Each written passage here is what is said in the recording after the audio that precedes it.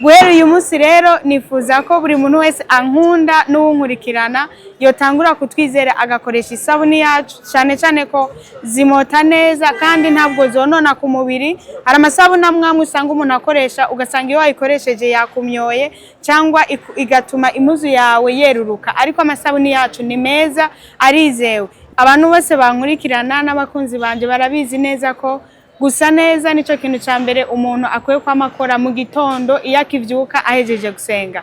Ahejeje gusenga you make sure ko wavyutse woze, hama ahejeje koga utegerezwa kwambara impuzu isa neza imesuye mu majambo make.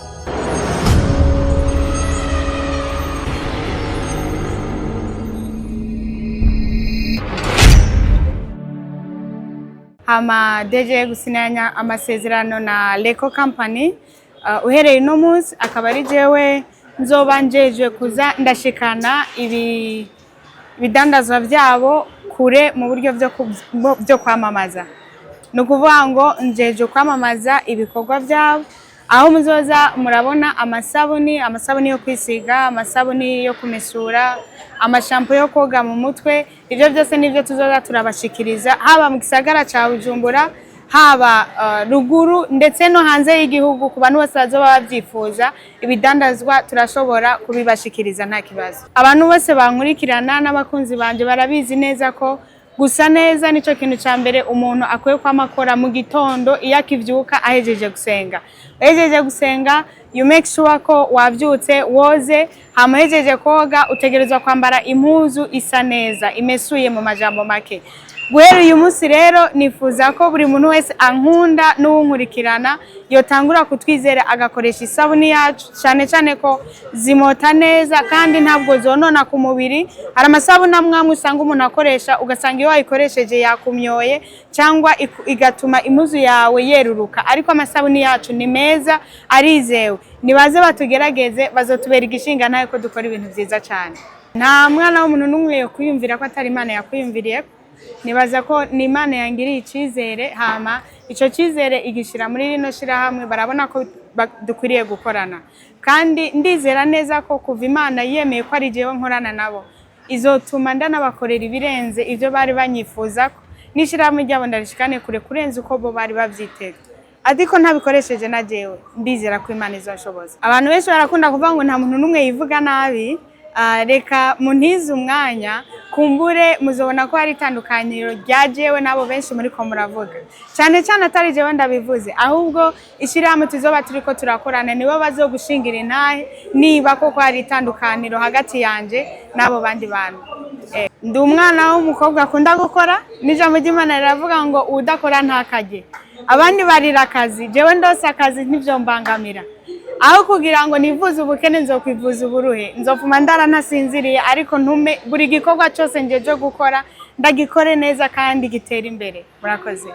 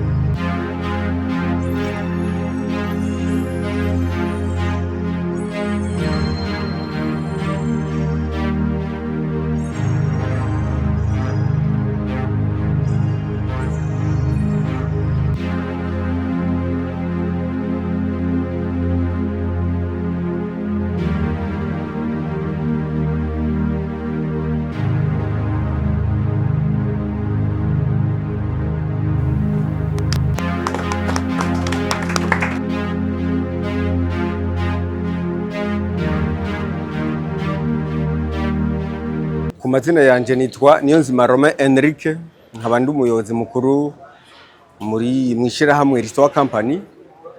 Risoa Company naryo ni societe yishinze guhingura ibikoresho mfasha miryango, mfasha abantu buri kanya turabikoresha aho tugeze hose, haba no muhira. Ivyo bikoresho navyo bikaba bigizwe n'amasabuni atemba, no kuvuga amasabuni y'amazi, habe n'amasabuni agumye. Mu gifaransa baravuga ngo les savons liquides, savons solides. Uno musi rero twazindutse dutanguza icese gushira habona ivyo bihingurwa duhingura muri restaurant company no kubidandaza icese. Ngira ngo mwabonye kandi yuko muri ico gikorwa cyari citabiye n'abatari bake, aho mwabonye n'amasezerano asinywa hagati y'uruganda restaurant company nserukira na Alvella MUHIMBARE wa WEMA Entertainment. Ivyo bikorwa navyo bizodushikana kuki, bizodushikana ku kumenyekanisha mu gihugu cose ivyo bikoresho duhingura ariyo masabuni.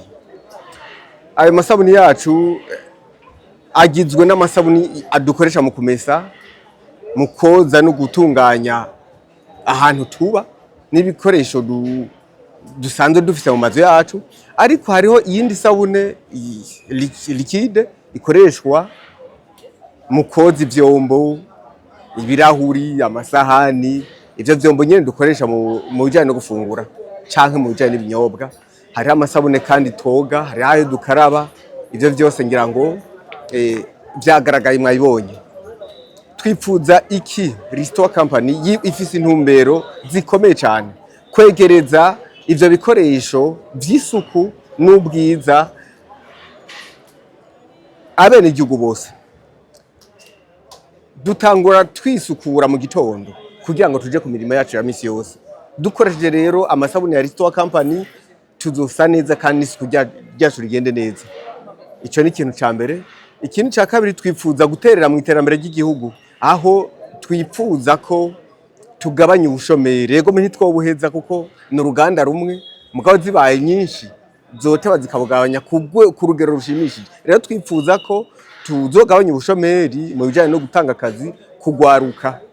Ikindi naco twipfuza guterera mu iterambere ry'igihugu, kino gikorwa c'ubudandaji citabiwe na benshi.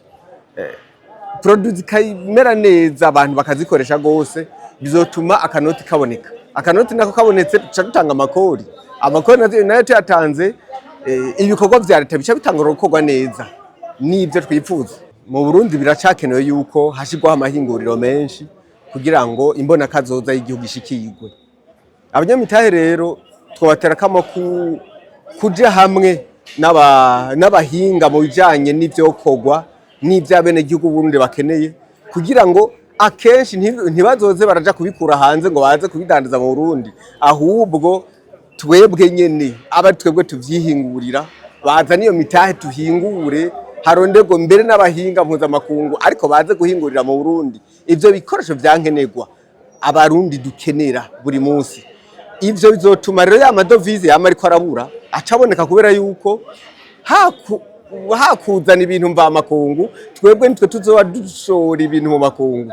Ivyo navyo bizoca bizana amadovize. Nibitwarike gushiraho amasosiyete ahingura ku bajene naho ku bakiri bato. Ubu hariho ivyigwa vy'iterambere, nibitwararike kwiyumvira buri ukiri muto wese niyumvire noterera igihugu mu gushiraho iki abantu benshi bokungukirako, kumbure kikazana n'amadovize.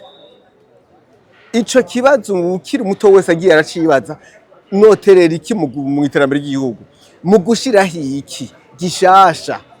Hanyuma nkuko ubu imbuga ngurukana bumenyi zarabonetse, kwamamaza ikintu gishasha ukeneye gushiraho, n'abandi banyamitahe bo vyitabira, kubera yuko hari igihe abantu bafite umutahe mugabo umutahe bumenyi wo kwiyumvira gushiraho ikintu gishasha, wisunze wa mutahe buryo ngo abandi bantu baze kukurondera bahurumbira ca kintu washiraho, biracagoranye gato. Rero abo bakiri bato bishire mu muto kwiyumvira buri munsi, noshiraho iki, nokora iki cyotuma abanyamitahe babona ko bonshigikira, gutyo iterambere ry'igihugu rikaboneka. Nibiyumvire. Ikigera kabiri, uzosanga abakiri bato mu miryango yabo, mu babanyi babo haba hari abanyamitahe. yego nta karere na kamwe kabuza abanyamitahe. Abakiri bato nibaje kuyagisha abo banyamitahe babahereza canke babashikanira canke babapresenta imigambi mishasha, kuko abakiri bato bari n'imigambi mugabo birabananira gushikira kurondera bene imitahe ngo bashigikire iyo migambi yabo. Hasaba rero nti abakiri bato babishoboye baze begere uruganda Restore Company rero, kuko mu ruganda Restore Company turafasha no mu gutanga akazi ku badandaza. Abakiri bato bokwiyungunganya bakigira umugwi, hama bakaza kudusaba ati reka dukorane namwe kudandaza aya maproduit yanyu, kaze n'ukuri turabahaye ikaze baze, ari umugwi wa 5 ari umugwi wa 10 ariko bifuza kwiteza imbere nibaze badandaza ibihingurwa vyacu, tuzoterana imbere twese. Uko uruganda rutera imbere niko abantu bose bazotera imbere.